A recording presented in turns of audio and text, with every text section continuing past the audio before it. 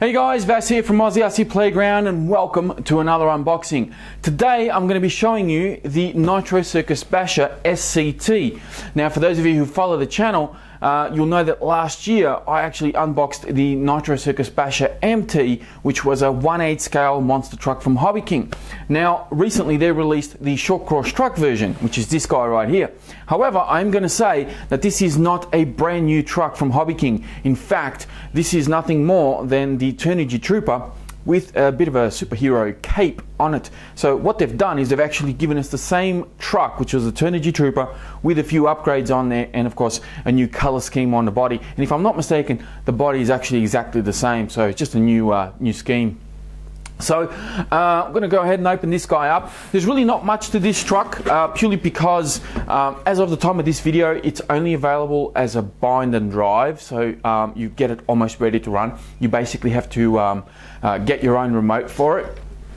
But I'm pretty sure they'll bring out a ready to run at some stage. It's just at the moment they don't have one, which I'm not really fussed about, purely because the ready to run monster truck Basher, that one came with a really silly remote. I didn't really like the remote on that, so I actually got the almost ready to run, which I was much happier with. So this is how the truck comes out of the box. Doesn't look like there's anything else in there. So here we have our sticker sheet and user manual on the end. From what I can see, there is nothing else included in this bag. So it's just stickers, paperwork, that's really all it is. There's no spare parts, there's no antenna tubes, there's nothing, okay? No tools, no nothing. So we'll get rid of this, which I believe, you know, the Turnigy Trooper was exactly the same. So get this guy out of here. That is our truck right there. So it's a 1/10 scale, of course. And you can see here that it has kind of a dull finish to it. It was the same thing with the Trooper. You basically have to peel off your plastic off the body, and then you can start putting on your stickers. Alternatively, you can, before you start peeling your plastic off as well, gives you an opportunity to tint the windows if you want to do that. So just make sure you wash the body on the inside, give the windows a bit of a tint if that's what you want to do. So there we are, there's our truck. Let's see, body's sitting up a little bit high. Oh goodness, suspension. Hello, where's the suspension? Sorry, that's way too bouncy. It's almost like these shocks don't have any oil in them. Look at that. That's ridiculous. All right, well, looks like I'm going to be building shocks before I even drive this thing. So that's a little disappointing. Okay, enough about that. Let's move on to other more important things, I think. Hobby King never ceases to amaze me. Alright, so this is our body. The body that came with the Trooper was fine. I didn't have an issue with it. I did have a couple of people sort of comment saying that theirs shattered, but mine took plenty of falls and I didn't have any problems.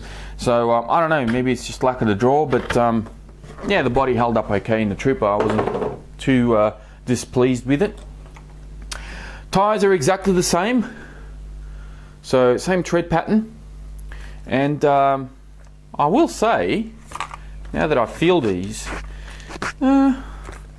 it does feel like the foam in these is a little denser than it was on the Trooper. I do remember the Trooper having really soft foam, but I guess, I don't know, maybe it's the same.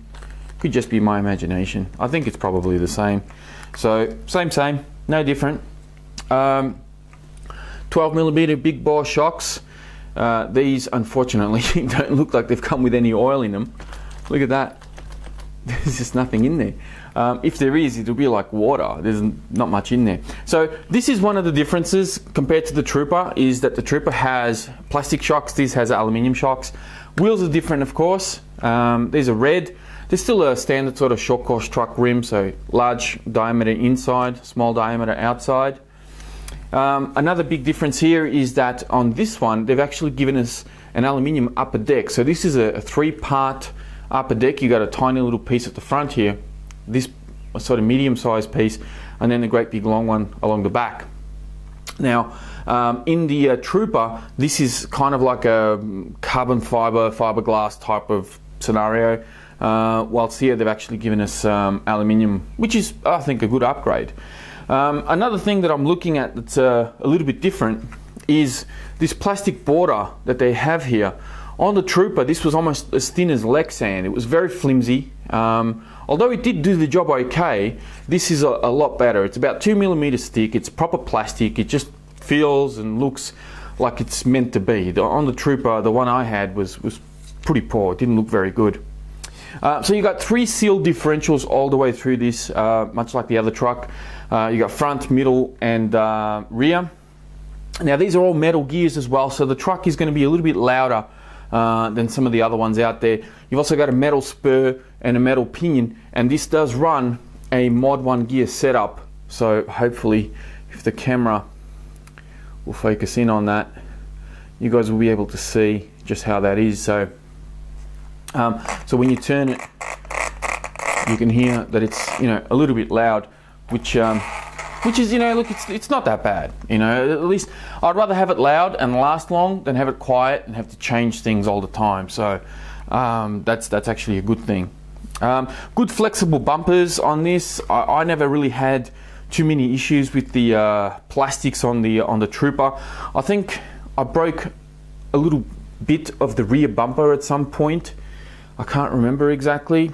It was a while back, but I do remember I broke, I think, a rear bumper. And did I break anything else? I think maybe I broke an A-arm. I can't remember.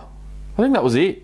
Like they're really, the plastics are a little bit soft, but they're actually soft in a good way. They're not that soft that, you know, they'll tear or anything like that. They're actually just right. So I don't mind the setup on this. You know, you got pillow bowl set up for your suspension front and rear. You can of course adjust your camber on the front and rear, but they've given us toe adjustments front and rear as well, which I think is fantastic. Battery tray is exactly the same as it is on the Basher MT and the Trooper, so you have plenty of height adjustment. You just need to be mindful of the length and width of the batteries that you buy. I have seen some people take these trays out completely and you know, modify it to be able to put Velcro straps and do their own sort of battery trays. So I suppose, you know, if you want to do something like that, you can do your own mods. That's pretty much it. You got a what they're calling a high torque servo, but I will say I did strip out the gears on the servo that I got with the Trooper, so I don't know how this one's going to hold up. Hopefully I don't have the same issue. Hopefully that was just a one-off. Motor is a 2080 kV brushless motor. Top speed on the Trooper, I believe, was 40 kilometers on 2S and 50 kilometers on 3S, which isn't very fast, but for, I think at the time it was like $150, $160 for the truck. You know, that's not bad for what you pay.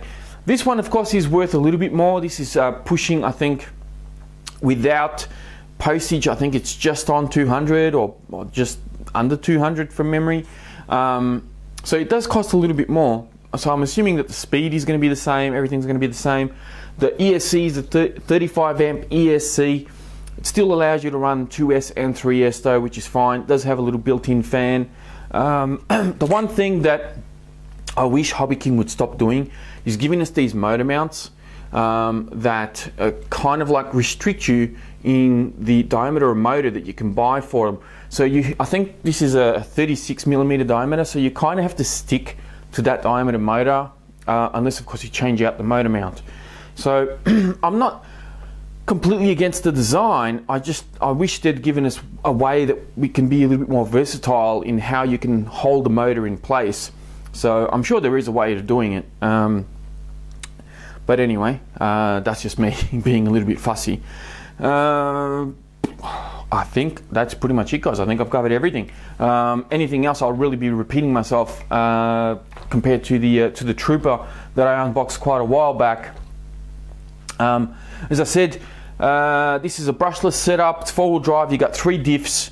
As of the time of this video, it is only available as an almost ready to run, so you are going to need your own remote, and of course you need your charger and your battery and all that. You're going to need to put your stickers on your body so you can decorate it accordingly, you know, depending on how you want to do it. So I'll see if I can put this guy back in here. There we go. And that, ladies and gentlemen, is the new Nitro Circus Basher SCT from Hobby King. And that is pretty much it for this unboxing. Please be sure to check out Aussie RC Playground on Facebook. I will have a link in the description, and that'll keep you a couple of steps ahead of what goes on here on YouTube. Don't forget to rate, comment and subscribe if you haven't already. And that's it from me, guys. I'll speak to you next time.